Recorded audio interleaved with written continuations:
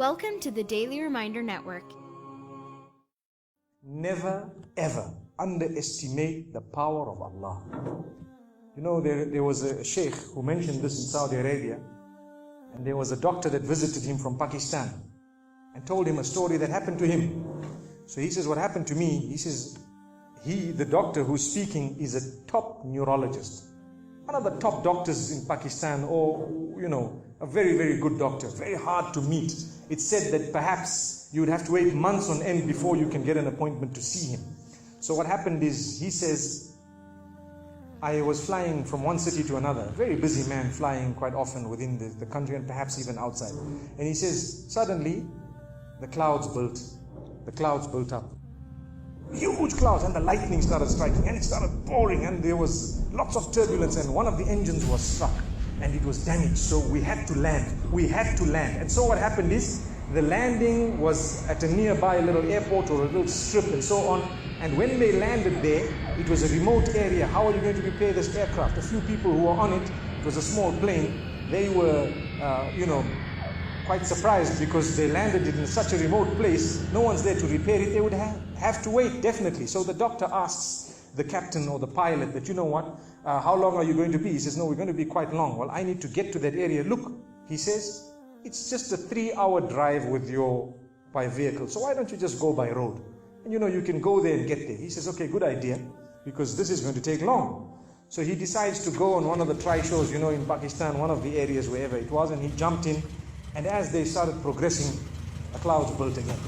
And the lightning was striking, and the rain started pouring. And it was pouring so much that their vehicle could not move much more because of the mud and because of everything else.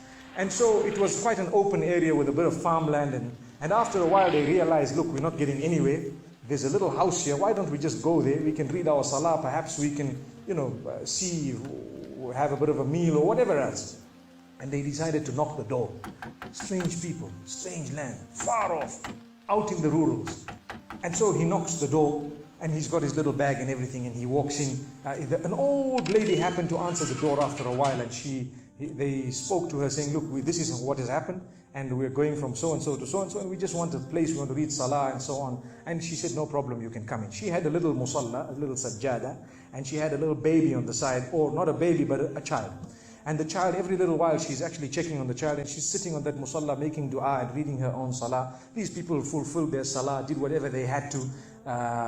And when they were about to leave, they spoke to the old lady saying, thank you very much, jazakumullah khair, and so on. And, we're going, what's happening to this child, So the woman says, look, the child is an orphan. And the child is unwell, not well at all, very sick. And we've been to all the doctors around. And subhanallah, I'm the grandmother of this child. The doctors have told us that there is only one specialist around who can help this child.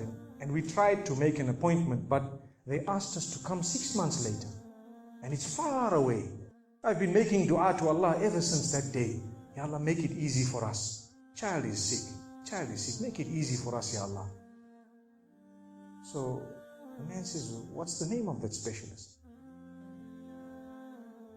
So the granny says, it's Dr. Ishan. Immediately this doctor burst into tears. Straight away, he burst into tears. Why are you crying?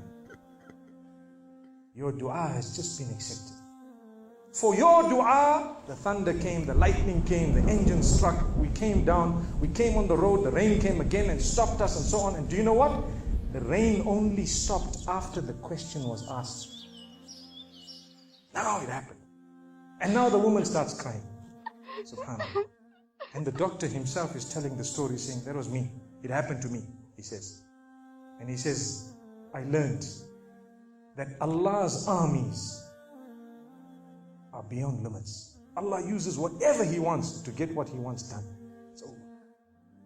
Where in the wildest of the dreams of this person would they have felt or believed that the top man, whom it is semi-impossible to see without big appointments, would actually be driven all the way to the door, knock the door, come in here, read some salah, and they would have to serve the child here. Amazing. Wallahi, it brings tears to the eyes. But the reason I share it with you, every one of us has needs for Allah subhanahu wa ta'ala. Just keep calling. Just have yaqeen. Have conviction. If it is meant, it will definitely come in your direction. You know, we use the term by hook or crook, but I don't want to use that today. I want to tell you, by the mercy and power of Allah subhanahu wa ta'ala, it will happen, it will come to pass. May Allah subhanahu wa ta'ala bless us. May He open our doors. May He grant us all shifa. And may He make us firm believers that for Him, nothing is impossible.